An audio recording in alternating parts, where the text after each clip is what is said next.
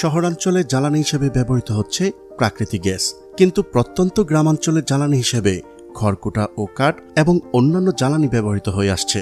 তবে এক্ষেত্রে সাম্প্রতিক সময়ে চমক সৃষ্টি করেছে রানা ফার্ম অ্যান্ড হ্যাচারি। তারা নির্মাণ করেছে বাংলাদেশের সবচেয়ে বড় বায়োগ্যাস প্লান্ট।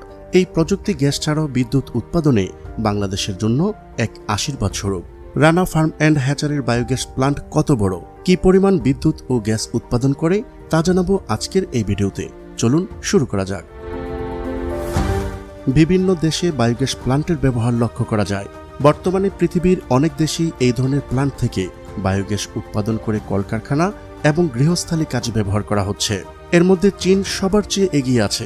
পার্শ্ববর্তী দেশ ভারতে ও নেপালে বায়োগ্যাসের প্রচলন রয়েছে। আমাদের দেশে জ্বালানি সংকট থাকা সত্ত্বেও এবং এই সমস্যার সমাধানে এত ব্যাপক সম্ভাবনা থাকা সত্ত্বেও তেমনভাবে এর প্রসার ঘটেনি।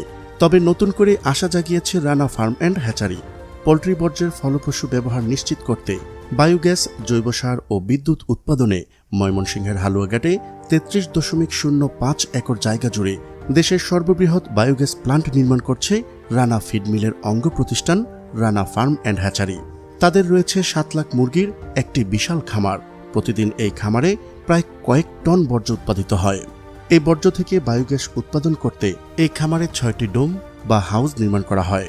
ডোমগুলোর দৈর্ঘ্য 110 ফুট, প্রস্থ 60 ফুট এবং উচ্চতা 22 ফুট। এক একটি ডোম নির্মাণে খরচ হয়েছে প্রায় 40 থেকে 45 লাখ টাকা। 2020 সালে প্লান্টের নির্মাণ কাজ শুরু হয়। ইতিমধ্যে প্রায় 90% কাজ শেষ করে পরীক্ষামূলকভাবে গ্যাস ও বিদ্যুৎ উৎপাদন শুরু করেছে এই প্রতিষ্ঠানটি। আশা করা যায় আগামী কয়েক মাসের মধ্যেই পুরোপুরি উৎপাদনে যাবে রানা ফার্ম অ্যান্ড হ্যাচারি। 7 থেকে 8 টন মুরগির বিষ্ঠা থেকে প্রতিটি ডোম বা হাউস হতে প্রায় 600 ঘনফুট গ্যাস উৎপাদন করবে প্রতিষ্ঠানটি। এটা হলো আমাদের কমপ্লিট প্ল্যান্ট। আমরা এরকম 4টা প্ল্যান্ট কমপ্লিট করেছি। আপনারা দেখতে পাচ্ছেন এই 4টা প্ল্যান্টের মধ্যে এক একটা প্ল্যান্টের ক্যাপাসিটি হলো 600 ঘনমিটার সমৃদ্ধে, তাহলে 300 ফ্যামিলিতে আমরা কানেকশন দিতে পারবো। মোট 6টি ডোম হতে উৎপাদিত গ্যাস দিয়ে চলতে পারবে প্রায় 1800 পরিবার। যেহেতু বাংলাদেশে নতুন করে গ্যাস সংযোগ দেওয়া হচ্ছে না, তাই অনেক পরিবার উচ্চ মূল্যে সিলিন্ডার ক্রয় করতে হয়। যেখানে 1500 থেকে 1700 টাকায় গ্যাস সিলিন্ডার ক্রয় করতে হয়, সেখানে একটি পরিবারে মাত্র 1000 টাকায় গ্যাস সরবরাহের চিন্তা করছে রানা ফার্ম অ্যান্ড হ্যাচারি। প্রতিষ্ঠানটির এই উদ্যোগে যেমন অর্ধশতাধিক মানুষের কর্মসংস্থানের সুযোগ তৈরি হয়েছে এবং নতুন গ্যাস সংযোগে উপকৃত হবে শেরপুরবাসী, তেমনি দেশের গ্যাস সংকট মোকাবেলায় গুরুত্বপূর্ণ ভূমিকা রাখবে Rana feed mill.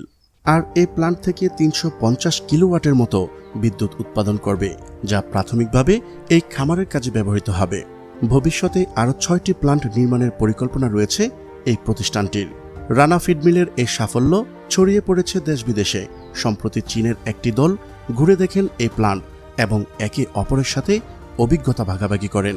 Rana feed মিলের কর্ণধার সোহেল রানা মনে করেন, সাশ্রয়ী প্রযুক্তির এই বায়োগ্যাস প্লান্টের বিস্তৃতি ও প্রসার আমাদের দেশের জন্য ব্যাপক পরিবর্তন নিয়ে আসতে সক্ষম হবে।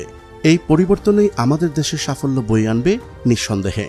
দেশ ও জাতির কল্যাণে আপনার এমন কোনো কলকারখানা বা প্রতিষ্ঠান থেকে থাকলে তাহলে স্ক্রিনে দেওয়া ফোন নম্বরে যোগাযোগ করে তা আমাদের মাধ্যমে প্রমোট করতে পারেন।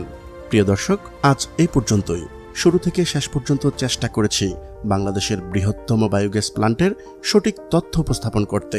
কোথাও কোনো তথ্যগত ভুল কিংবা আপনার পরামর্শ থেকে থাকলে তা কমেন্ট করে জানাতে পারেন। নিশ্চয়ই আবারও কথা হবে ইনশাল্লাহ নতুন কোনো বিষয় নিয়ে। ততদিন পর্যন্ত ভালো থাকুন, সুস্থ থাকুন। আল্লাহ হাফেজ।